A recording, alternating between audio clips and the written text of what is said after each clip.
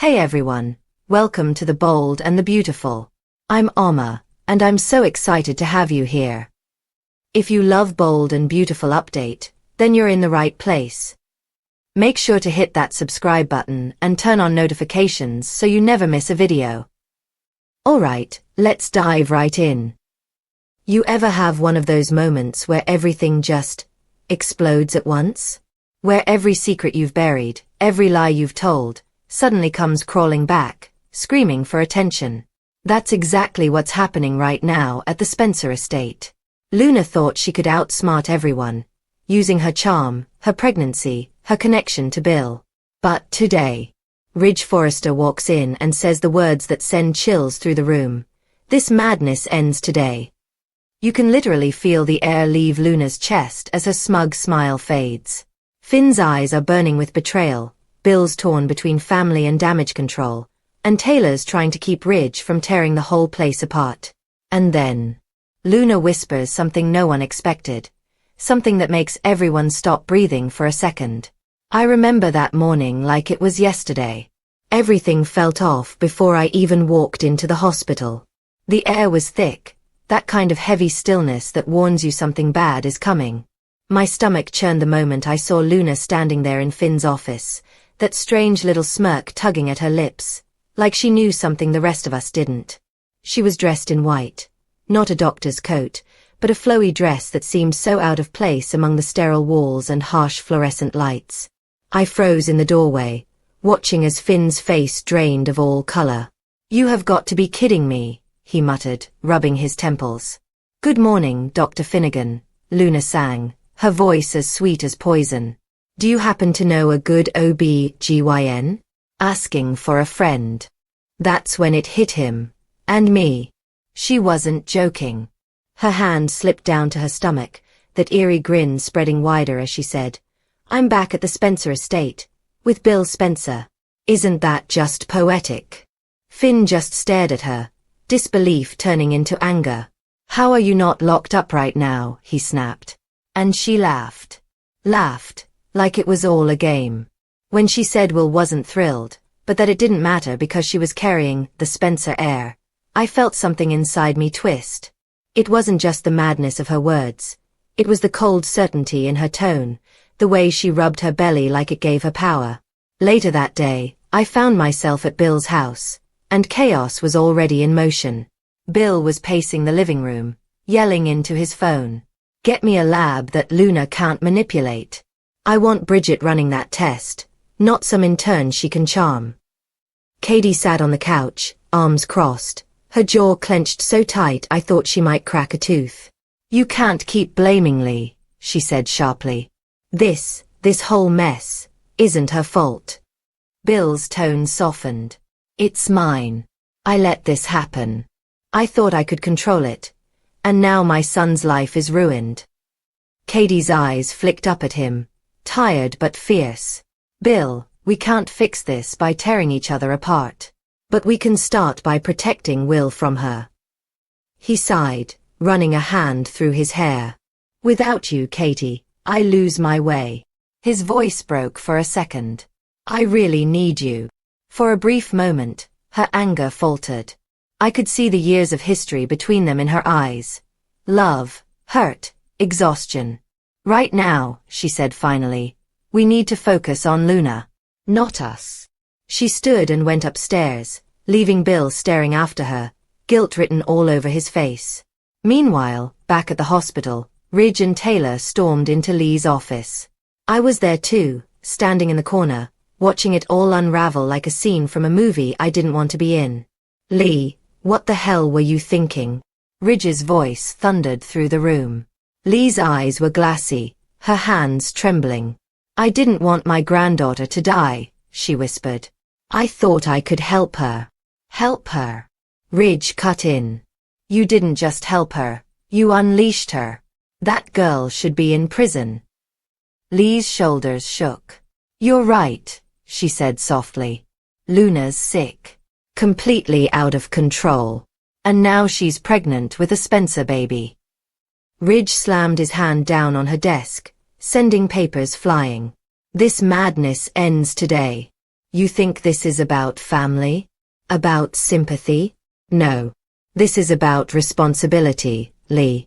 You let her out, and now she's living it up at Bill Spencer's mansion while the rest of us clean up her mess. Lee's voice cracked as she whispered, I just wanted to save her. Taylor put a hand on her shoulder.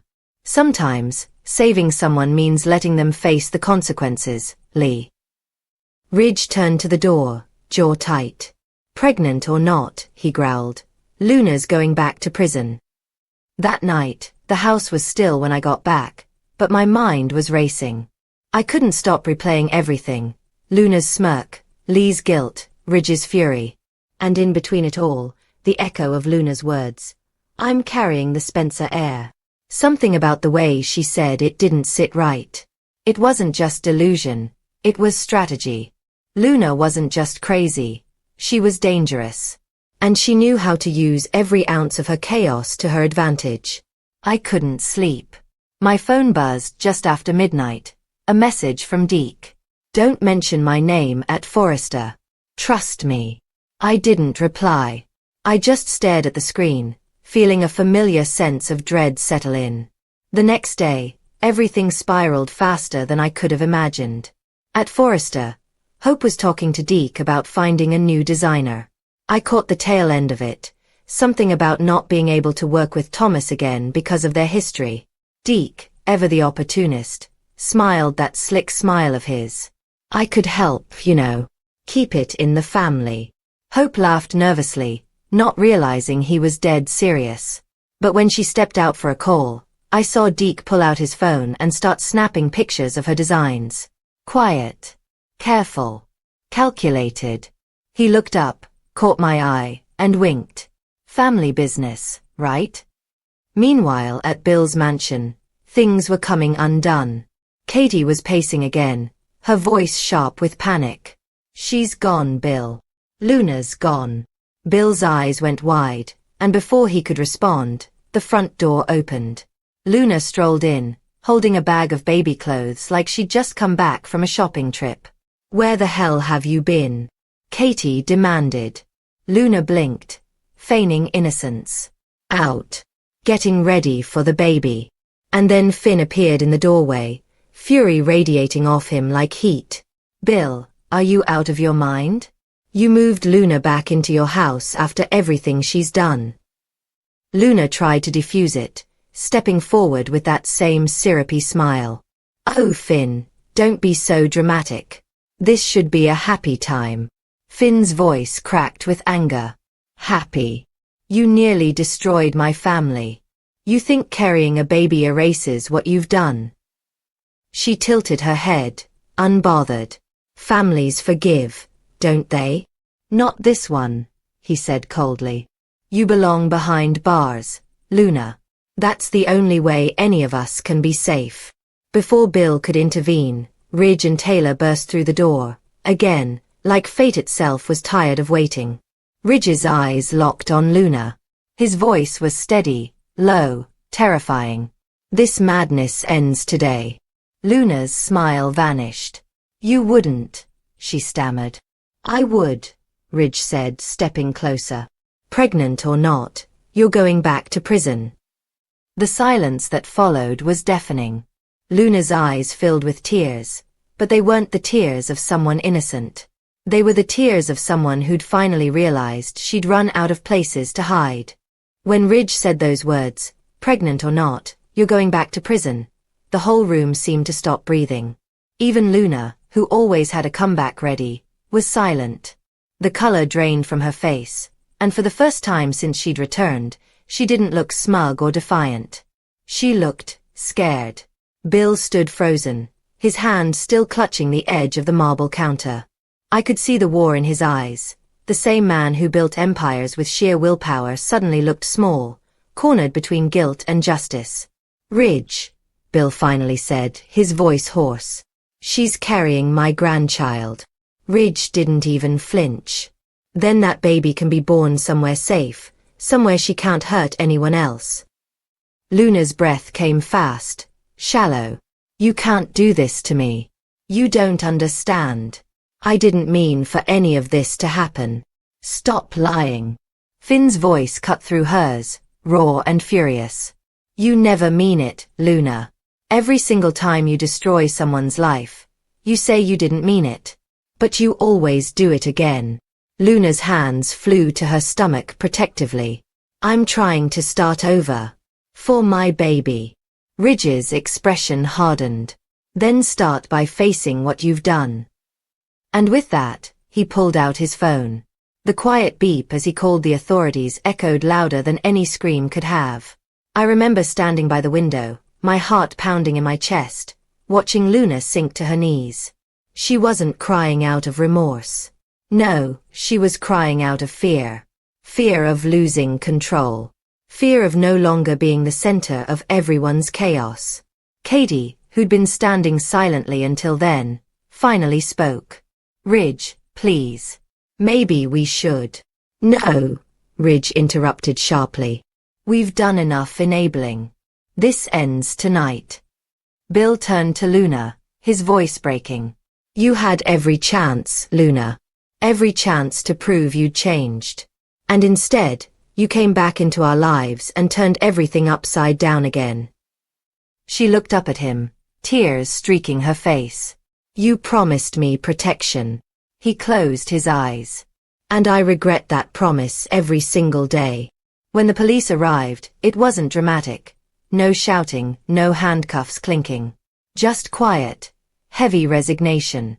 Luna stood up slowly, trembling, her eyes darting from Bill to Finn to Ridge, as if searching for one person, anyone, who'd step in and stop it. No one did. As they led her out, she whispered something under her breath, too soft to hear. But I swear it sent a chill through me. Whatever it wasn't an apology. The moment the door shut, the house erupted in silence. It was the kind of silence that hums in your ears, not peace, but aftermath. Finn leaned against the wall, exhaling like he'd been holding his breath for weeks. Taylor touched his arm gently. You did the right thing, she murmured. He shook his head. It doesn't feel like it. Ridge placed a hand on his shoulder. It's not supposed to. Doing the right thing never feels good when it involves family. Finn looked at him, eyes glassy. She was never family.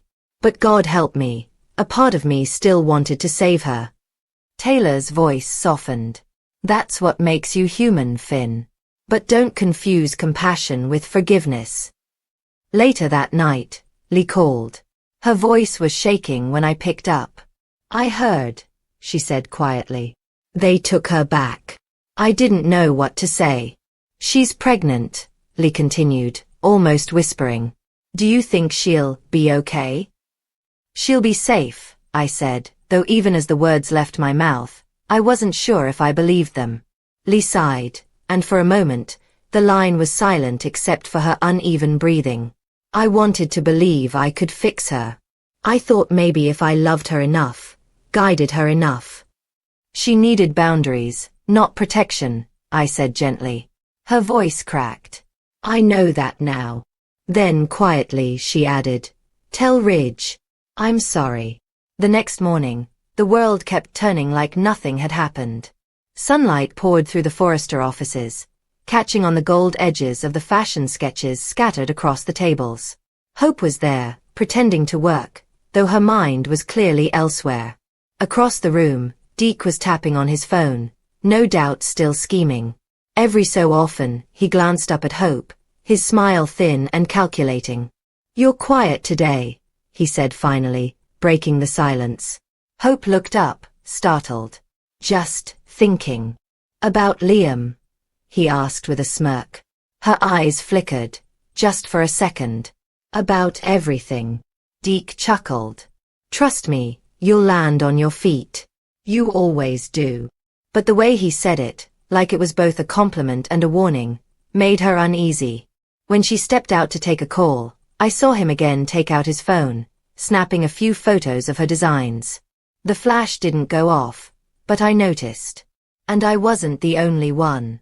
Later that day, in the hospital cafeteria, Finn sat alone with a coffee that had long gone cold.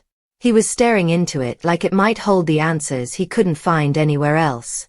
When I sat down across from him, he didn't look up. You ever feel like you spend your whole life trying to save people who don't want to be saved? He asked quietly. I nodded. All the time. He laughed bitterly. I thought locking her up would make me feel better. But all I see now is a scared woman in handcuffs. And a baby who didn't ask for any of this. You did what had to be done, I said. You protected your family. He looked at me then, really looked at me, his eyes bloodshot and tired. That's the thing. I don't even know who my family is anymore. My mother lies, my wife's terrified, my cousin's a criminal. And I'm supposed to keep it all together. I didn't know what to say. Sometimes, there are no right words. By the end of that week, everything seemed to settle, on the surface, at least. But deep down, everyone was still holding their breath. Ridge had gone back to work, pretending the whole ordeal was just another family disaster to be filed away. Taylor tried to mediate, though I could see the cracks in her calm facade. Bill avoided the topic altogether, burying himself in business. And Lee stopped coming into the hospital. Word was, she'd taken a leave of absence. Some people said she was sick. Others said she couldn't face the shame. I believed the latter. But the most haunting part? The baby. Rumors started swirling about whether Luna was really pregnant, or if it was another one of her manipulations. The paternity test results hadn't been released yet, and the not knowing gnawed at everyone. Because if it was real, that meant Luna still had a hold on them. That night, I couldn't sleep again. The house was quiet, but my thoughts weren't. I kept hearing Ridge's voice. This madness ends today. But deep down, I knew it hadn't. Because Luna's madness wasn't just her own. It had infected everyone around her. Lee's guilt, Bill's weakness, Finn's compassion, Ridge's rage. Even Hope and Deke were somehow tangled in the same web of chaos, each playing their part in a story that refused to end. And me. I was just the witness, the one who saw it all and couldn't look away.